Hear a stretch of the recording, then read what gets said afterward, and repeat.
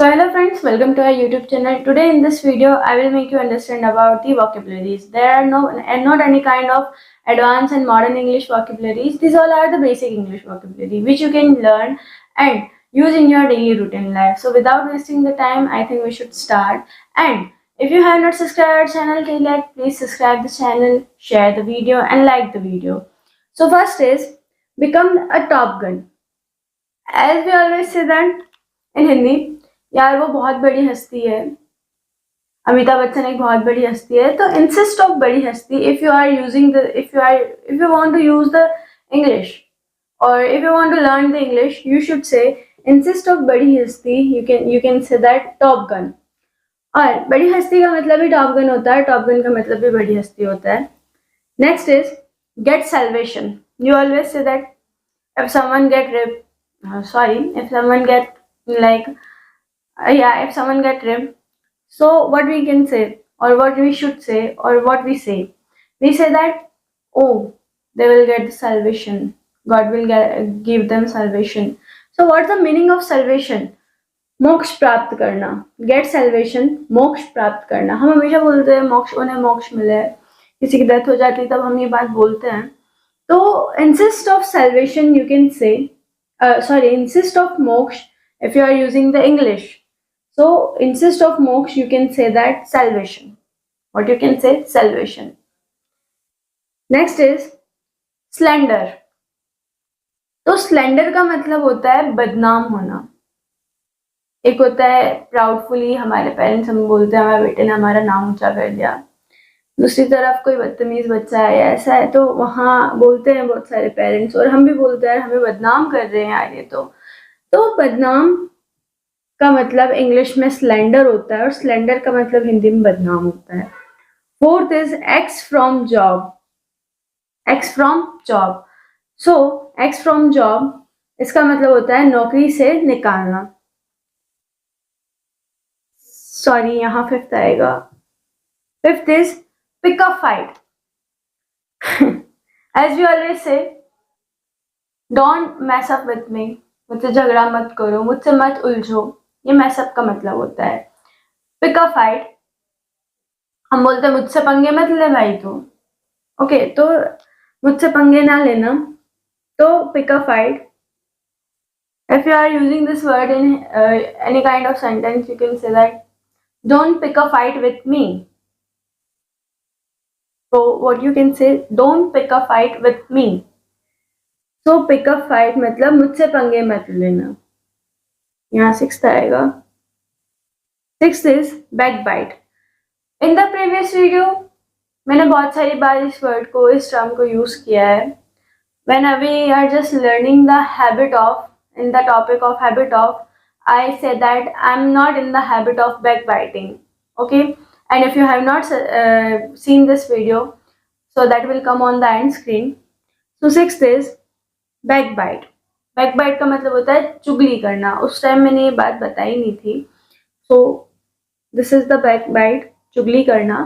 और ये जो terms है, you can use these terms in as we have learned that habit of, and in the next video I will make you understand about the used to, as I have told in the previous video. So उन सब चीज़ों के अंदर आप इन जो words हैं इनको use कर सकते हो, जैसे become a top gun, get salvation, slander, axe from job, pick a fight, backbite. There are so many words. And the next is, so here you can see that कि यहाँ seventh जो है, it's snap at others. बहुत सारी बार हम चिल्ला जाते हैं, भड़क जाते हैं, तो उसको हम इंग्लिश में भड़कने को बहुत सारे लोग गलत बोलते हैं. बहुत सारी बार गुस्सा और भड़कने को एक ही वर्ड मान देते हैं इंग्लिश के अंदर. एंग्री बोल देते हैं बहुत सारे लोग. So it means snap. Snap का मतलब होता है भड़कना. What is the meaning of snap? Snap means भड़कना in Hindi. So what you can say, snap at others, दूसरों पर भड़कना. ठीक है. Eight is back out of your words. बहुत सारी बार दोस्त होते हैं, हम किसी प्रॉब्लम में हो जाते हैं तो वो कहते हैं, उस टाइम तो वो बहुत जोश में बहुत सारी बातें कह देते हैं, बट जब बारी आती है तो वो उस बात से मुकर जाते हैं. तो अगर आप एक इंग्लिश लर्नर हैं, so you can say that back out of your words. Rahul you back out of your words. Okay, so back out of your words मतलब अपने शब्दों से बदल जाना. 9th is snap your finger. Don't being confused. Here snap means बजाना. ऐसे जो चुटकी बजाते हैं उसे कहते हैं. Here snap means भड़कना. So snap your fingers, चुटकी बजाना. 9th is beat the clock. अब समय को मारना नहीं है हमें, मात देना. अब आप अगर कोई आपसे पूछे what is the meaning of beat the clock, तो क्लॉक को मारना नहीं. क्लॉक का मतलब beat the clock it means समय से पहले काम करना या समय को मात देना. 11th is impose work. बहुत सारे कॉर्पोरेट जो जॉब्स करते हैं लोग, उनको बार बार ऐसा लगता है कि हम पे काम थोपा जा रहा है. सो काम थोपने का मतलब होता है impose work. Okay. 12th is bring up children. Bring up children, तो इसका मतलब होता है बच्चों का पालन पोषण करना. टेक केयर ऑफ चिल्ड्रन अलग होता है, उनकी देखभाल करना होता है टेक केयर ऑफ चिल्ड्रन. और ब्रिंग अप चिल्ड्रन उनकी पालन पोषण करना. ये एक आई थिंक सो ये ग्रामर के अंदर प्रीपोजिशन में यूज होता है शायद, और अलग जगह मतलब अलग अलग चीज में इसका अलग अलग डिफरेंशिएट यूज है. हम इसको आगे पढ़ेंगे. So next, so now as you can see here the 13 is apologize. What is 13? Apologize. Apologize का मतलब होता है क्षमा मांगना. 14 इज एडमिट योर मिस्टेक. अपनी मिस्टेक को भर्ती नहीं करना है. एडमिट योर मिस्टेक यानी अपनी गलती मानना या स्वीकार करना. ये दोनों एक ही वर्ड है. ये ज्यादा हिंदी में चला जाता है और ये नॉर्मल हिंदी में बोला जाता है. 15 is pluck up courage. What is 15? Pluck up courage. साहस जुटाना. हमें कुछ बात कहनी होती है हमारे पेरेंट्स को, तो what we do like that, we just looking like the courageous, we just want to looking like a courageous person. तो हम क्या करते हैं? Pluck up courage. We just plucking up the courage. 16 is bear the burden. Bear the burden. भार सहन करना. हाँ. 17 is horrible. वो it's very horrible. जब भी हम कोई मूवी देखते हैं तो कोई ऐसा सीन आता है जहाँ पर हॉरर मूवीज के अंदर बहुत सारी बार ऐसा सीन आता है कि जैसे नन है, कंजरिंग 2 है, तो वो what you always say, वो बहुत डरावना था. So what we can say, it's horrible. 17 हो गया. 18 है do laundry.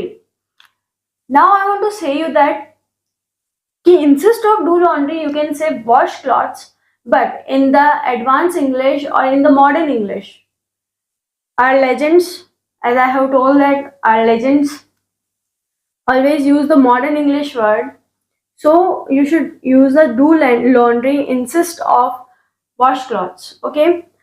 19 is pick nose. Pick nose. So नाक को उठाना नहीं है. पिक नोज मतलब नाक साफ करना. It's a very differentiate word, pick nose, for the नाक साफ करना. And the 20th is, I have not written the 20th here, grind the teeth. What? Grind the sorry teeth. दांत हम जब पीसते हैं ना ऐसे ऐसे करके, तो you can say that I am just greeting the teeth.